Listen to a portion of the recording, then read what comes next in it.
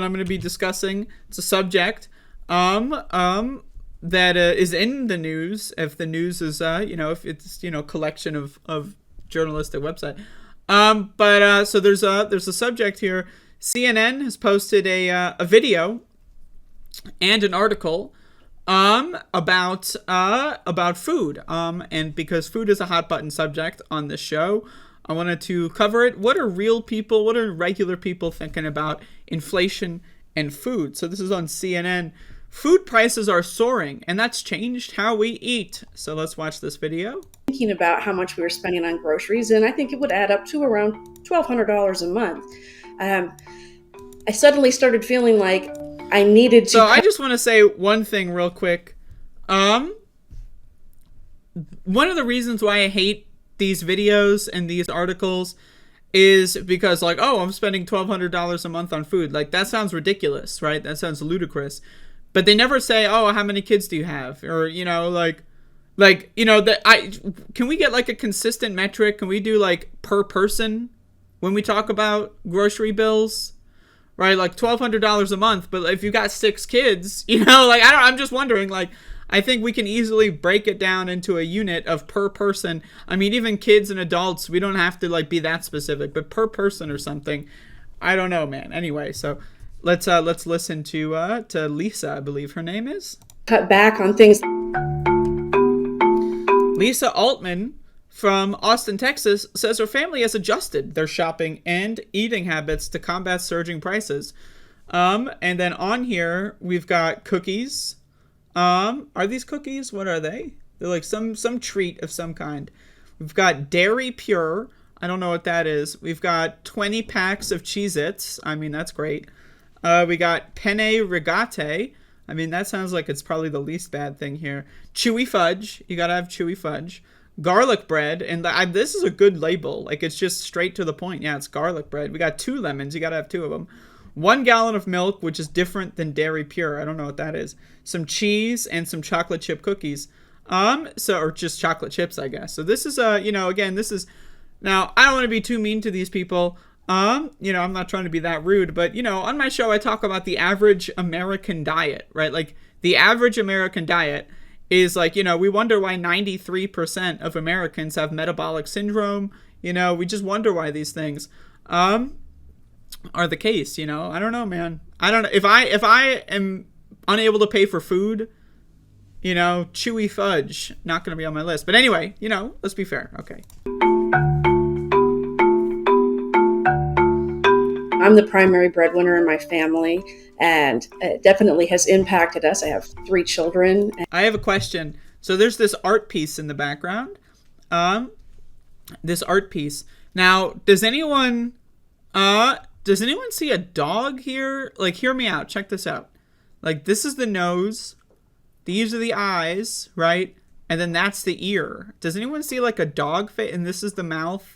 I'm seeing a dog on this art piece in the background. Does anyone see that shit? Or am I don't know. Anyway, let's get back to it. Let me rewind. I was distracted by that.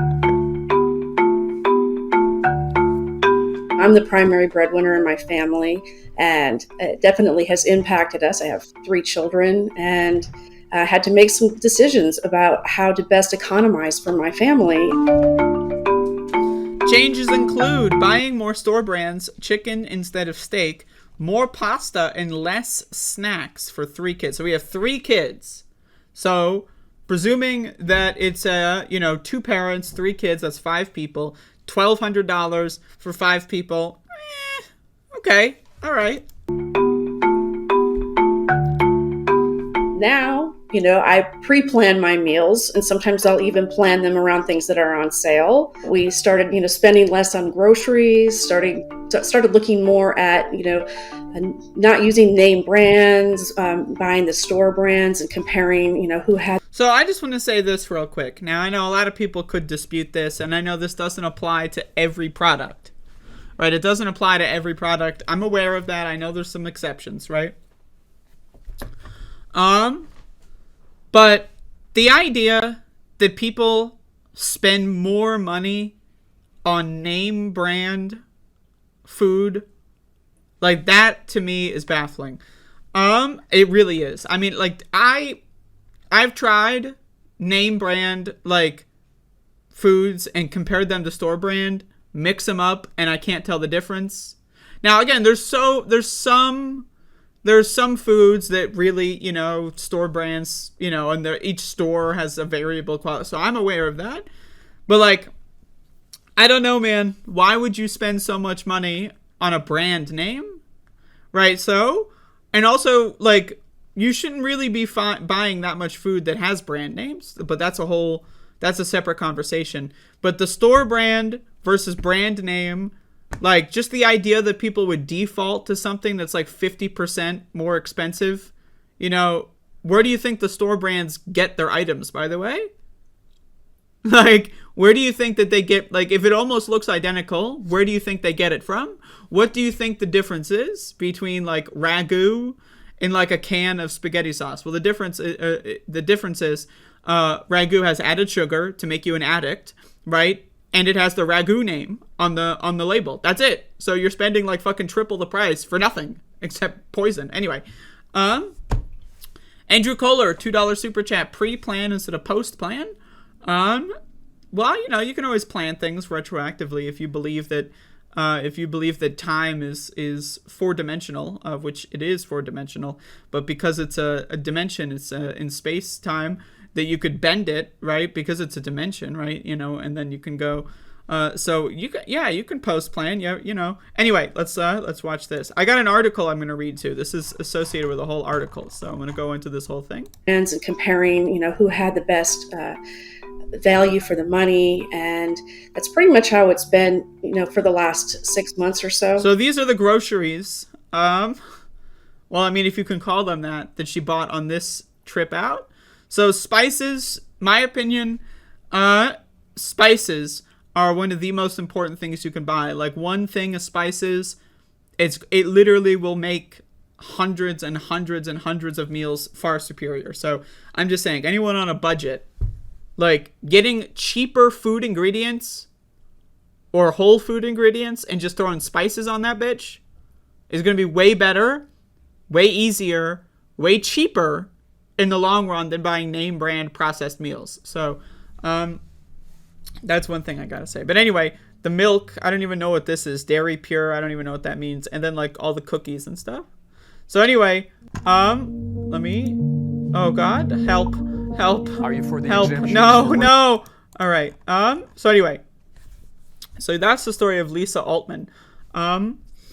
We asked CNN readers how inflation has impacted their eating habits, and many mentioned dining out less often, buying less meat, and giving up splurges. Now, this is the thing I want to talk about in this article for this segment, is that it's not all of this stuff is bad. I don't want to be rude. I don't want to be mean to people. That's not my thing. I just want to talk about the, symptoms of the problems in America. But this article does have some interesting news where some people have used this moment as a way to just reframe and rethink everything about how they eat, what they eat, what foods they like and stuff. And as I say, the number one thing when it comes to getting healthy, when it comes to eating, is just by like writing down what you eat. Like, if you change nothing about your diet, change nothing, you do exactly the same thing. You just get a pen and paper, right? And you just write down everything you eat. That's going to cause you to have that awareness that most people don't really have. So anyway, the pandemic, the inflationary cost of food prices going up significant amounts of percent. I've noticed it at the grocery store. I mean, it's getting a little ridiculous. And so that has caused a lot of people to reframe how they eat. And that to me is a good thing. But anyway, some said they are very worried about the future. Food prices have spiked 11.4% over the past year, the largest annual increase since May 1979, according to data released in mid-September by the Bureau of Labor Statistics. Grocery prices jumped 13.5% and restaurant menu prices increased 8% in that period. So I will say this much. Going to a restaurant in a pandemic, I mean, first of all, you're spending so much money for nothing. You're spending money, an exorbitant amount of money, like 5-10x what the actual food cost is, on exposing yourself to a virus because of what? Oh, atmosphere? buy yourself a couple of fucking candles, right? Get one of those like CDs of like, just like background, look up on YouTube, like, background talking in a restaurant or something. You can find like a 10-hour loop of like just the sound of people conversing in a restaurant, right? Find that, right? Get some candles and then have that fucking shit at home. And then you could do that like for, again, a quarter of the cost. I'm just throwing that out. You don't need to be going to a restaurant in a pandemic. Consumers are responding by looking for deals and switching to generic brands. According to July data from market research firm IRI, companies like Tyson have noticed customers are switching from beef to chicken. Applebee's and IHOP have reported an uptick in higher income customers who are likely trading down from pricier restaurants. Like, I wonder, like, when these upper class, uppity, yuppie pricks are like, oh, maybe we won't go to the restaurant down the street. Do you want to go to IHOP? And then everyone else in the fucking goddamn, like, family is like, I've never even been to IHOP. Can you imagine going to... And then, like, they compromise. All right, let's go to Apple. Like, I don't know, man. Like, the idea of rich people eating an IHOP, to save a buck or two, that's hilarious to me. I mean, I guess they don't need to be rich people, but still, that's fucking funny to me. For those who struggled to buy food even before prices shot up, rising costs could mean falling into food insecurity, a state of unreliable access to affordable food. Now, this is a big problem. This is the biggest problem. We saw that when the stimulus check happened and the child tax credit were going on, the cash out monthly child tax credit payment, that food insecurity levels and poverty levels dropped a significant amount of percentage.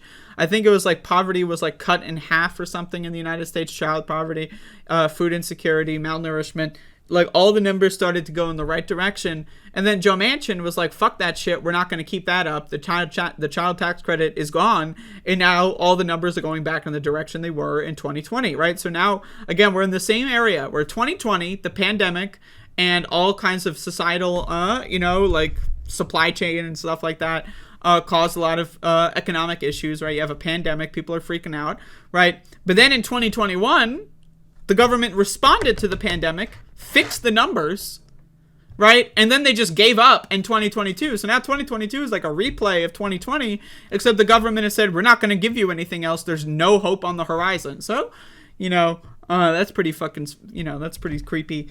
But anyway, quote, if food prices continue to increase at the rate that outpaces increase in wages, that is their inevitable consequences. That is the inevitable consequences. I'm really high right now, so I'm sorry. Said Jason Lusk, head of the Agricultural Economics Department at Purdue University. The last time we had a big run-up in food insecurity rates was in the wake of the Great Recession. Last year, about 10.2% of U.S. households were food insecure, according to the USDA, slightly below 10.5% rate in 2020 and 2019. Even for those not at risk of hunger, the surges in food prices are jarring. Food, quote, matters a lot to our self-esteem and our mood. Now, I just want to say this much. That is a huge problem, right? I have a history of being obese. I used to, treat my depression with eating food every day. I know a lot of people in America, like the typical thing you're not supposed to talk about at a dinner table with your family is politics and religion. Well, actually, there's a third plank. Food. If you talk to motherfuckers about their food choices, what they're eating, food, what's in the food, people will get really fucking offended. A lot of people have their identities wrapped up in their diets, what food they eat, how they eat. Oh, I don't know how to cook is like an identity to people. Like, it's like a state that they're in a permanent fixed state. So again, a lot of people get really fucking triggered when you talk about food, politics, or religion. So again, that's a problem. When people tie their identity and their mood to food, that's a problem. I've been there, and so I can tell you it's not good. Said William Masters, a professor at Tufts University School of Nutrition Science and Policy, who's also blah, blah, blah. Not being able to buy the foods that people are used to, that your children are asking for, that your family wants, that's a really hard thing. He said any disruption of habit is very, very hard. Now, again, habit, aka addiction, aka, again, these are drugs that people are being addicted to. Feeding kids sugary shit, juice is a drug. Again, there's really limited to no health value, especially if you're buying like the cheap ass shit pre-juiced juice. There's no health benefits in that shit. If you're doing like fruit juice, like fresh squeezed, maybe that's debatable. But like, Tropicana is not juice. It's soda that's not carbonated, okay? So again, giving these kids these kinds of drugs, I think, again, that has societal problems. For Carol Orman, cooking is a joyful experience. I love to cook. It's my favorite thing to do, she said. She especially likes to cook Indian and Thai food, and stocking the spices and ingredients she needs for those dishes is no longer feasible. When every ingredient has gone up, that adds to the total bill, she said. What used to cost $250 to $300 is now $400. Erman, 60, and her husband, 65, rely on a Social Security income, and the increase was stretching their budget. Now, again, they have a fixed income, right?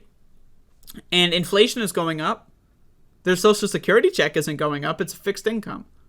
So if cost is going up and income is staying the same, really what is happening is your income is going down.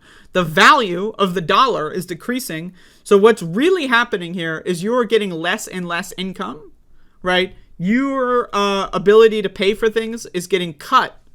You are losing money. The government essentially, right, capitalism is stealing the money from you in a roundabout fashion, right? So just throwing that out there. About 6 months ago, she realized she had to change the way she shops for groceries. In an effort to bring their immediate costs down, Erman stopped shopping in bulk. Stopped shopping in bulk as often as she used to. Now she hunts for sales. Avoids buying beef, that's good, and opts for boxed wine instead of nice bottles when she buys wine at all. Boxed wine, nothing to be ashamed of for sure. But anyway, shopping in bulk is cheaper. Now think about this, right? We live in a society where shopping in bulk is cheaper than regular shopping, not in bulk, right? It's cheaper, right? It's, usually you can get way better deals, right? You don't have to go to the store that often, so you spend less money on gasoline. The only cost is that you have to have more money up front. Now, once again, it is extremely expensive to be poor in this country. It is extremely expensive. It is more expensive to be poor in this country than it is to be wealthy, because you have to pay the poor tax, right? Oh, you can't afford to go to the grocery store in bulk, so you have to go to the smaller grocery store in more trips, spending more gasoline, more time. Time is money, of course. Spending more time investing into getting smaller amounts of things, and you spend more money overall. You waste more time overall, but again, you're strapped for cash. So the only thing is that you just can't buy things in an upfront way, right? So again, there's all these kinds of things going on here. I'm going to skip this part. A vegetable garden in the front lawn. There's a dog there, so that's great. Like Wickman, Jenny Wells, 38, pays attention to wealthier patterns and food systems. A former chef and rancher, she noticed prices increasing well before the current bout of inflation. My alarm bells started going off for prices going up in 2019 when devastating floods in the Midwest drowned livestock and destroyed grain stocks. Wells decided back then that she would like to be more self-sufficient. I saw the food prices going up and realized that I was going to get quickly overwhelmed with our budget. So in February, she ripped up the grass in her front lawn of her home in Fort Worth, Texas, which is going to save money on water, which she shares with her husband and best friend, and planted a vegetable garden. So again, I don't want to spend too much time here, but I think I covered everything I wanted to. A lot of people are using this moment of inflation, pandemic, societal change, to make good changes in their lives, and that's great, but I think that that's not the standard. I think most people are getting cheaper, less healthy foods, and they're eating in less healthy ways. That's my reading of the situation. Going to the grocery store, I do a little cart watching. Yeah, that's right. You're at the grocery store. Sometimes people are looking what's in there. Yeah, I'm not. I'll cop to it. I'm a cart watcher. I like to see what the people are buying, so I go to the grocery store. Sometimes, people think, oh, that's a private, that's like a violation of the HIPAA laws. No way, motherfucker. That shit's transparent. I'm cart watching. I'm looking at, oh, yeah, you want 2 boxes of cookie dough? Okay, buddy, sure. Anyway, and in my experience, I think most people's diets are going to get worse and have been getting worse. But it is good that people's getting things in control and helping and changing their habits for the better. That is a good thing, and that should be highlighted. So anyway, that's my 30-minute food segment. I don't know how long that was, but